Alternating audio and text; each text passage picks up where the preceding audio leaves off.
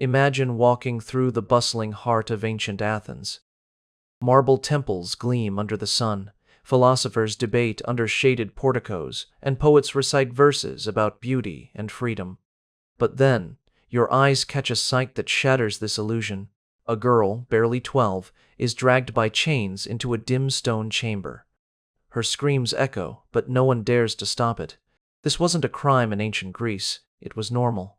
Behind the world's proudest civilization, the birthplace of democracy and philosophy, lay a nightmare of female slavery so terrifying, so systematic, that survival itself was a miracle. What you're about to hear isn't myth, but the brutal truth of the everyday horrors that enslaved women endured in ancient Greece. When most people imagine ancient Greece, they think of marble temples that pierce the sky, of the Parthenon standing like a crown above Athens, of philosophers seated in courtyards discussing the meaning of justice and virtue. It is a vision that textbooks, museums, and popular culture have polished for centuries. Greece as the radiant birthplace of democracy, reason, and art. And yet, beneath that shining image was a reality so dark, so cruelly ignored, that confronting it feels like walking through a mirror and seeing only blood-stained reflections.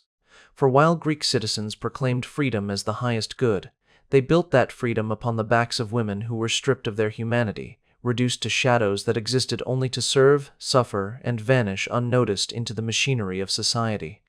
These women were not merely unfortunate exceptions.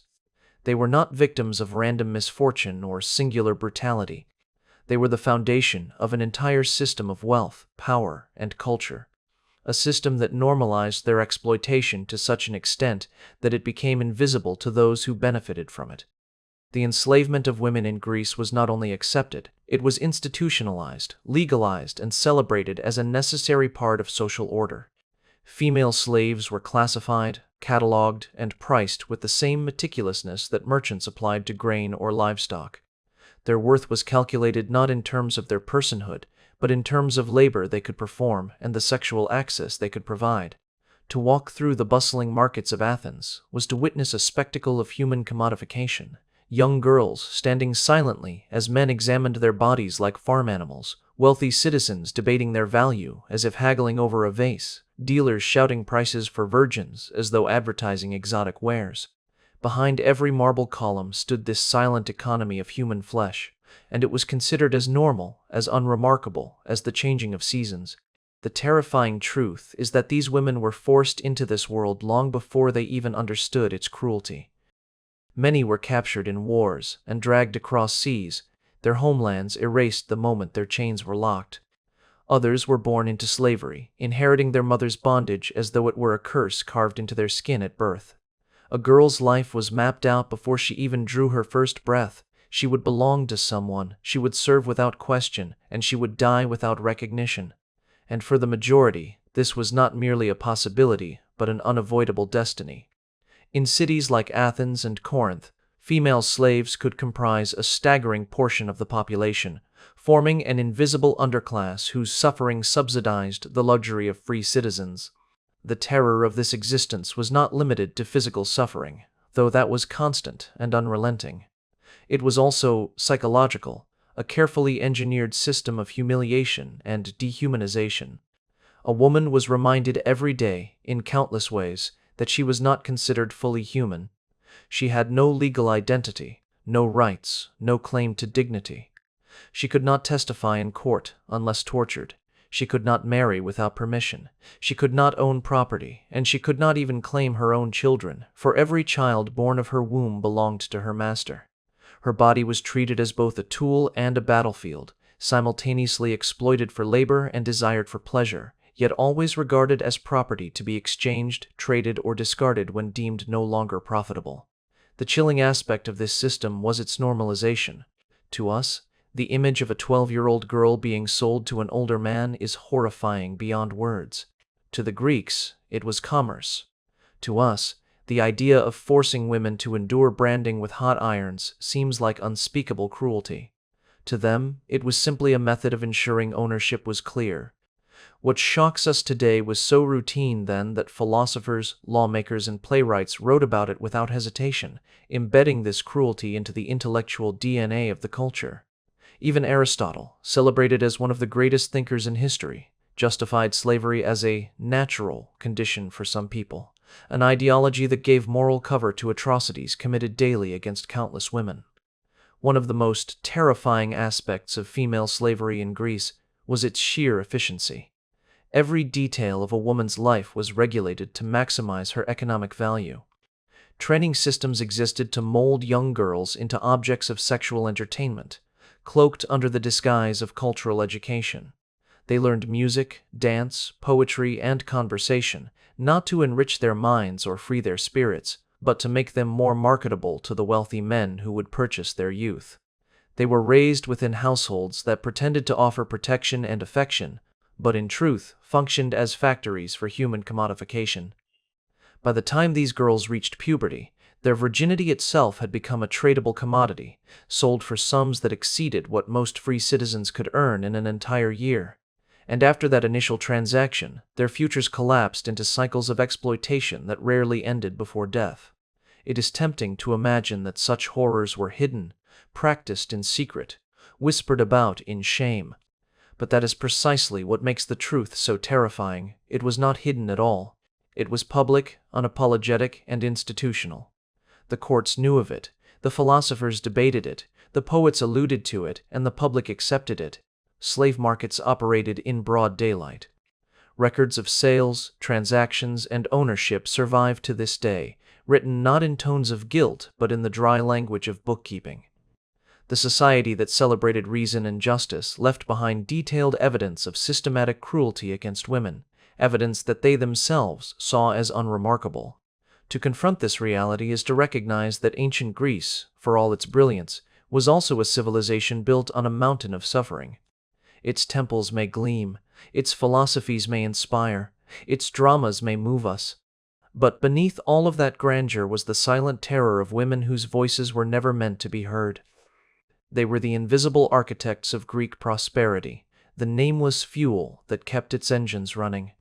And while history has chosen to immortalize the beauty of Athens and the wisdom of its thinkers, it has buried, almost deliberately, the cries of those women who endured a life where fear was routine, exploitation was expected, and horror was normal.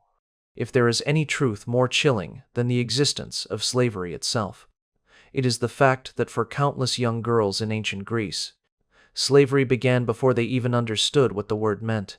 Childhood, which for most of us represents innocence, discovery, and the first taste of freedom, was for them nothing more than the opening act of a lifelong tragedy. Many were torn from their families during raids or wars, dragged from burning villages into the arms of men who saw them not as children but as potential prophets. Others were abandoned infants, left exposed on hillsides or city outskirts, unwanted and helpless, only to be gathered by slave traders or women who specialized in turning abandoned girls into commodities.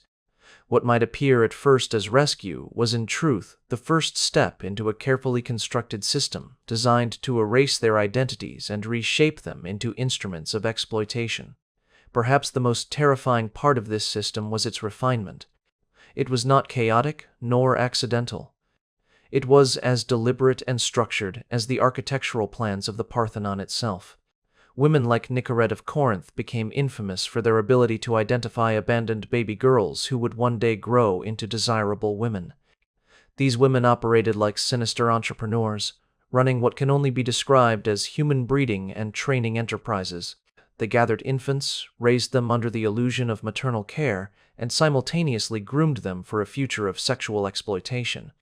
They called these girls their daughters, creating a fabricated family structure that concealed the brutality of their intentions, and, in doing so, raised the market value of their wards when the time came to sell them.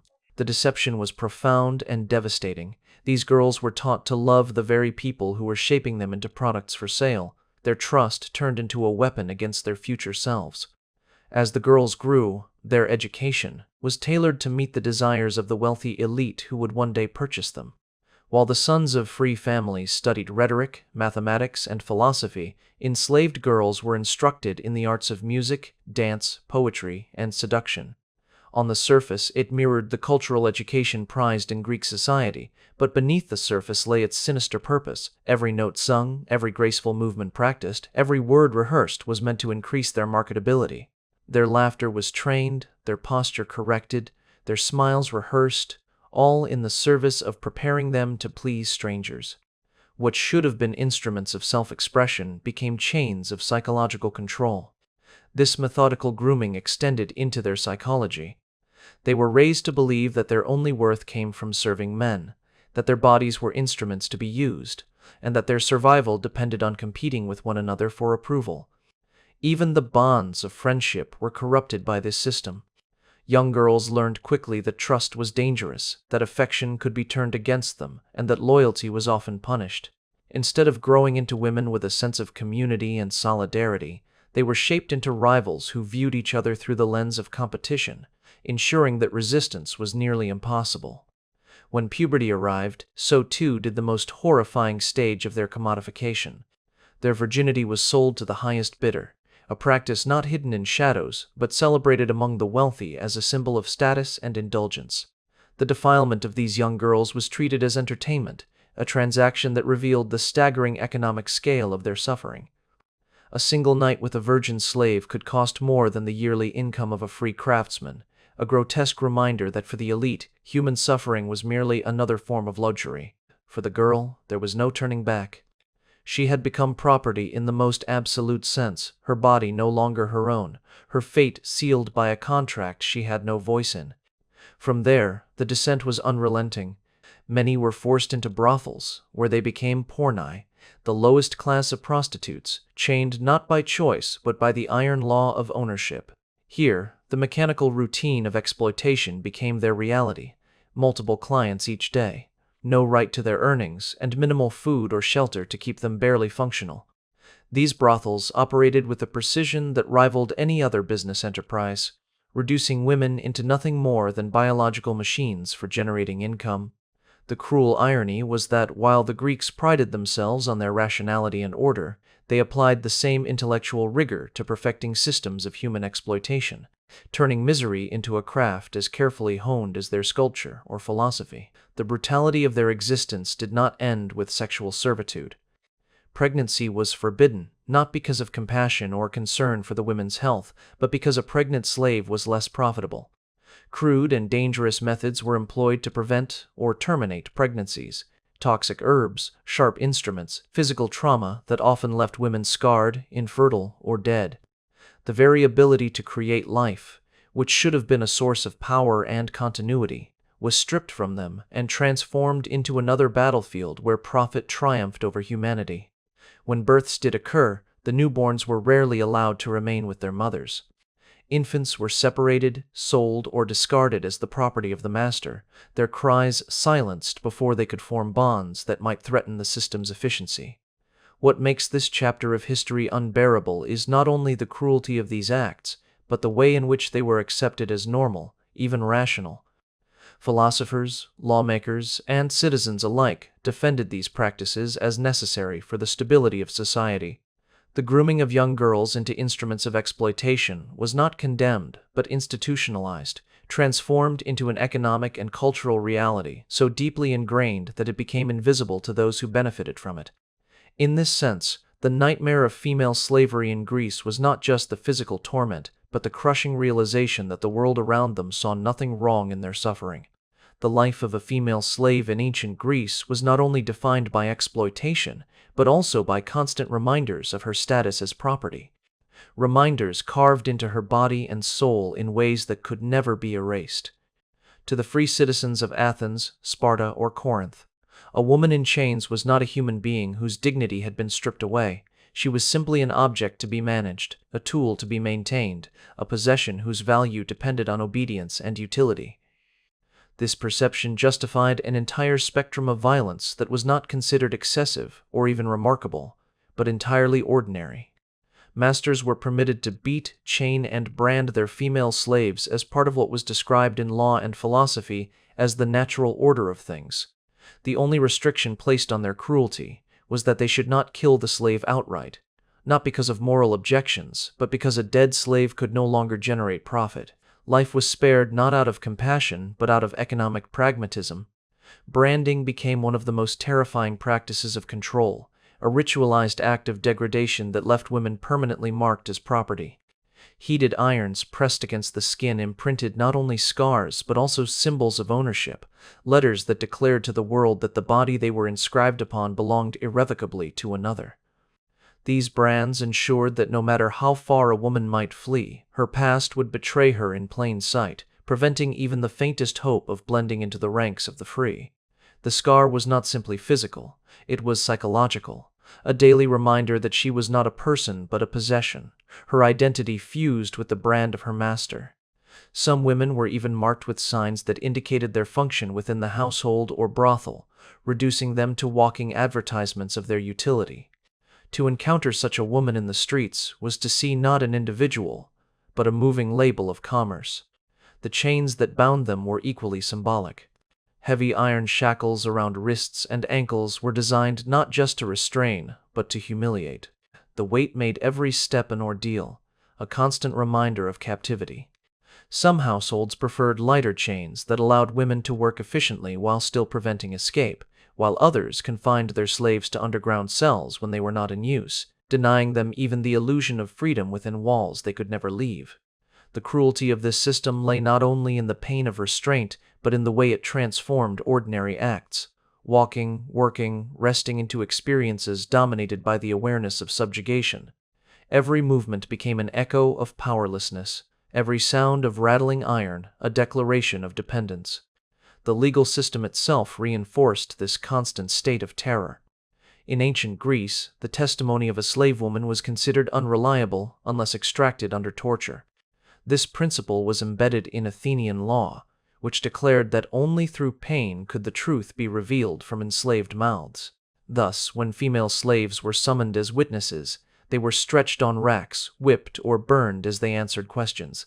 The Greeks believed that fear and agony compelled honesty, a rationale that turned courtrooms into theaters of cruelty, where women sometimes perished in the very process of providing evidence. Their voices were heard only through screams, and their truths validated only when accompanied by blood. It was an institutionalized sadism that reflected not just distrust, but outright contempt for the humanity of enslaved women. The casualness with which this violence was practiced is perhaps the most horrifying dimension of all. In literature, the beating of slaves is mentioned as casually as cooking or cleaning, as though it were simply another domestic task. Philosophers like Aristotle discussed the management of slaves in the same tone they used to discuss agriculture or politics, treating punishment as a technical problem to be solved with efficiency, rather than as an ethical crisis. Even orators like Demosthenes, admired for their eloquence, spoke openly about the necessity of corporal punishment for slaves, declaring it an essential element of maintaining order in society. Such statements were not radical provocations, they were mainstream affirmations of values shared by the elite. For the free citizens who prided themselves on rationality, the suffering of enslaved women was not a contradiction, but an expectation woven into the very fabric of their culture. The normalization of this brutality meant that women lived under constant psychological siege. Even when not being beaten, branded, or tortured, the threat of these acts hovered over them, enforcing obedience through fear. A glance, a raised hand, a spoken command, all carried the potential of violence, ensuring that resistance was crushed before it could take root. This atmosphere of dread was compounded by the fact that slaves could be punished for the most trivial of reasons: a misplaced object, a delayed response, or even the whim of a master in a foul mood. The unpredictability of punishment created an environment where anxiety became a permanent state of existence, eroding any sense of safety. To modernize, this system of branding, binding, and beating appears barbaric, yet in Greece it was understood as not only permissible, but necessary. Society told itself that order required the visible degradation of slaves, that discipline demanded scars and chains. By branding women, by chaining them, by breaking their bodies in public, masters reinforced not just their control over individuals, but their authority over the entire class of enslaved people. Every burn mark, every scar, every iron link was a message. You are nothing but property, and nothing you do can change that. This machinery of control was so thorough that it robbed enslaved women of even the possibility of imagining freedom. With every brand etched into their skin, every chain clasped around their wrists, every blow struck against their bodies, they were reminded not only of their subjugation but of its permanence.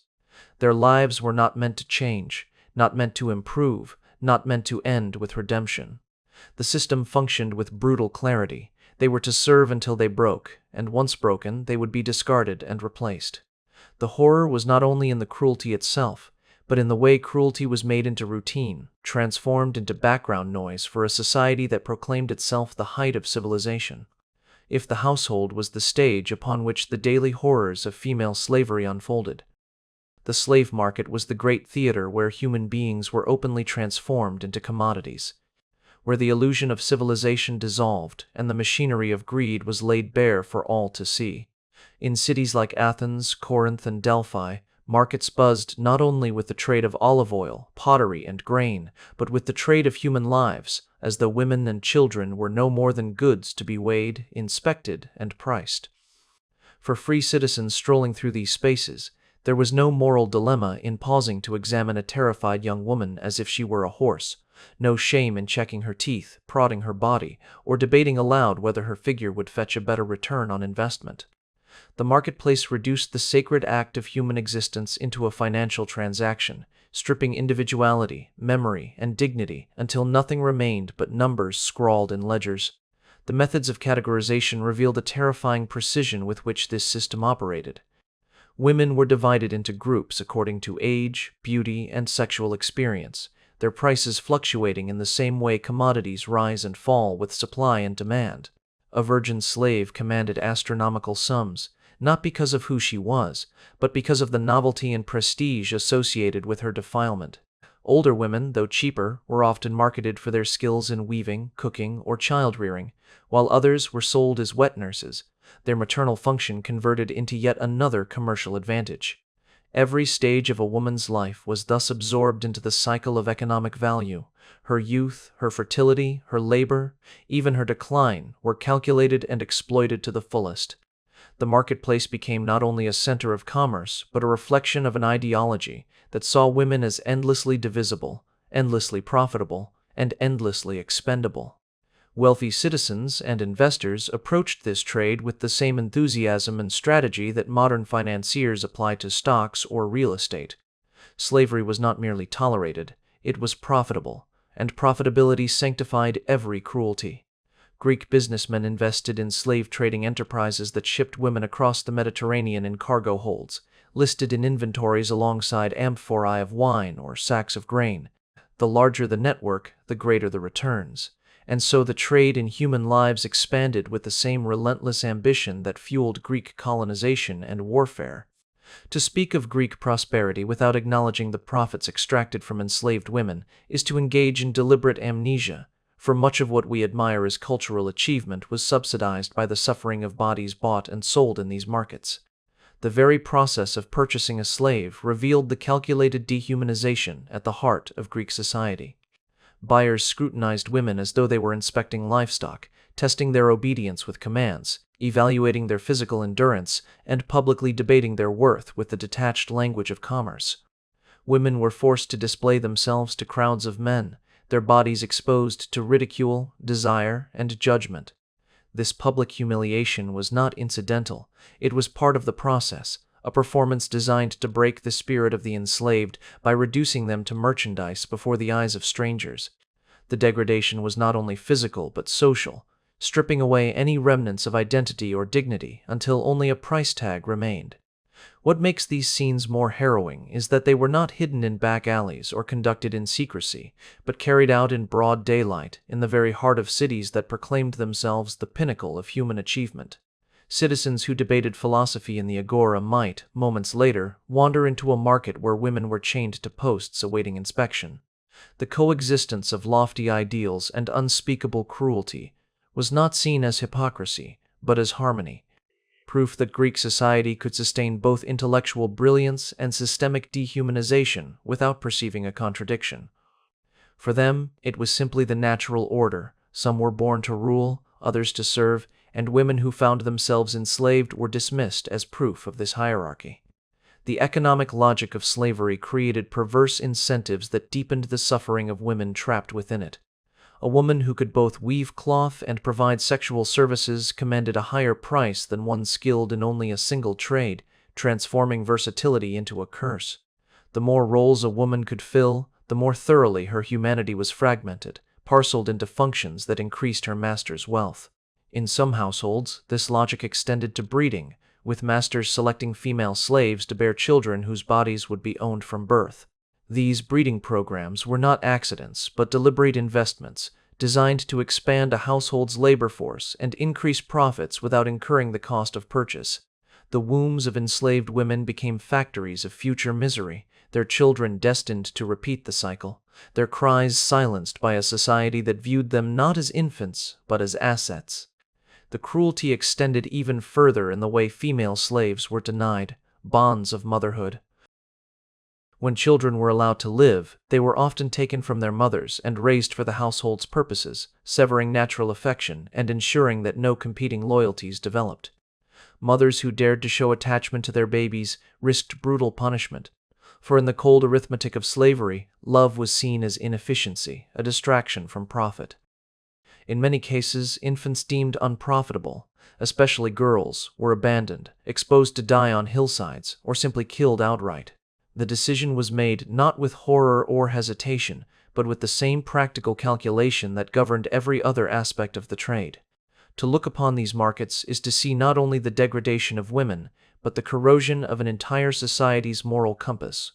Citizens who worshipped gods of justice and wisdom, who celebrated freedom as the crowning achievement of humanity, simultaneously built their prosperity on an economy of flesh that devoured the lives of women without remorse.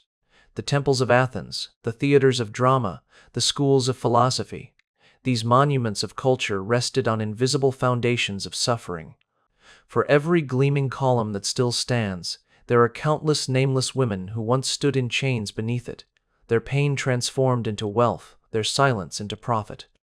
This is the paradox of Greece, a civilization that gave the world democracy while normalizing terror as commerce, that immortalized beauty while burying cruelty, that celebrated wisdom while extinguishing the voices of those who lived and died as currency in the markets of flesh. The greatest tragedy of female slavery in ancient Greece was not only that it existed, but that it was defended, rationalized, and even sanctified by the very institutions that claimed to embody wisdom, justice, and civilization. It is one thing for cruelty to emerge from chaos, for violence to erupt in lawless corners of society. It is quite another for a culture that prided itself on philosophy, democracy, and religion to weave cruelty into the very fabric of its order. What made the terror of female slavery so unshakable was that it was not practiced in shame or secrecy, but celebrated as a necessity, defended by arguments of logic and faith, and embedded into the rituals of daily life until it became indistinguishable from normalcy. The system was not merely physical, it was ideological, a vast architecture of thought and belief that rendered the suffering of women invisible by convincing society that such suffering was natural, inevitable, and even righteous. Philosophers who shaped Western thought were among the most insidious in this regard. Aristotle, whose works are still studied as foundations of logic and ethics, openly declared that some people were natural slaves, born with an inferior capacity for reason and destined to serve those of superior intellect.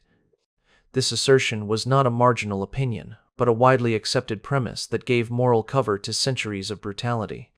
For enslaved women, it meant that their screams could be dismissed as the meaningless cries of beings who lacked true souls, that their suffering was not injustice but destiny.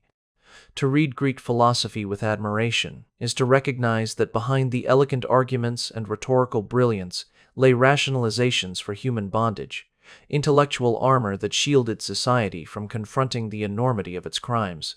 Even rhetoric about order, harmony, and virtue was weaponized, transformed into chains that bound women by declaring their degradation a contribution to the greater good.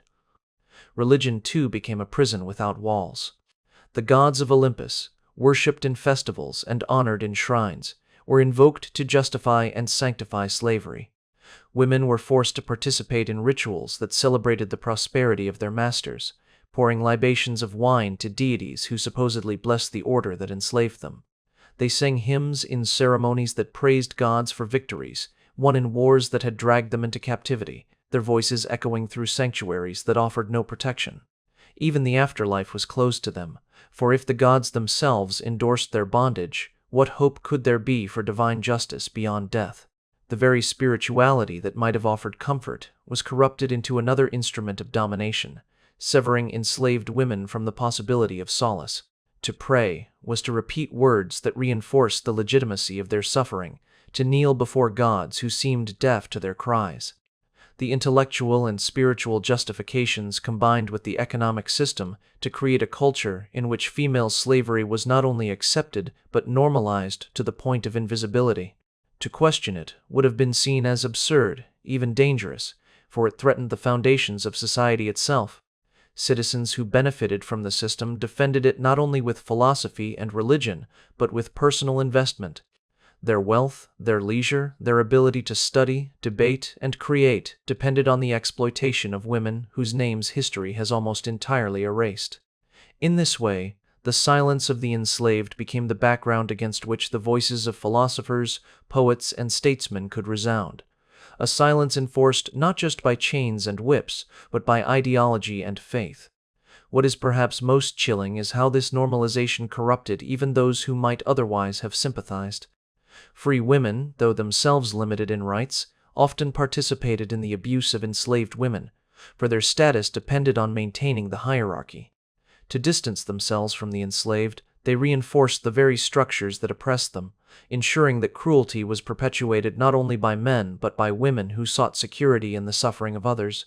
The cultural logic of slavery was so pervasive that it infected every level of society, turning victims into enforcers, transforming brutality into common sense, and erasing compassion under layers of justification. The scale of this system and the depth of its corruption force us to reconsider what we mean when we speak of civilization.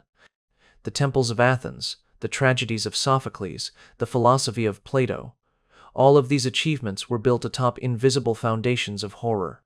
The marble stones that still draw tourists from across the world were once polished by hands in chains.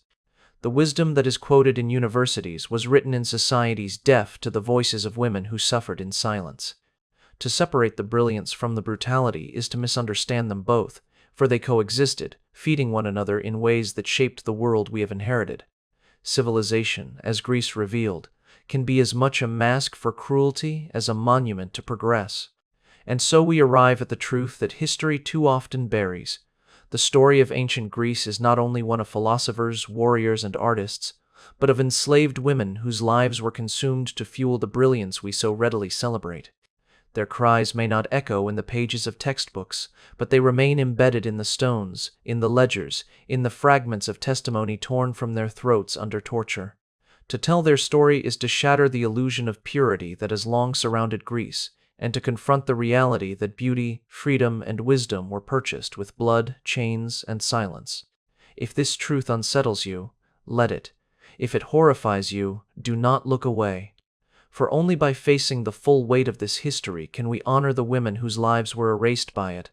Their suffering was real, their pain was unrelenting, and their silence was not consent, but the product of a system designed to erase their humanity. By remembering them, we resist the very logic that once demanded their invisibility. And if you believe that these hidden voices deserve to be heard, if you want more untold truths that history tried to bury, then do not let this conversation end here. Like this video, share it with others, and subscribe to this channel, so that together we can continue to uncover the stories that remind us civilization's brightest monuments too often rest upon its darkest crimes. Let us make sure these voices are never silenced again.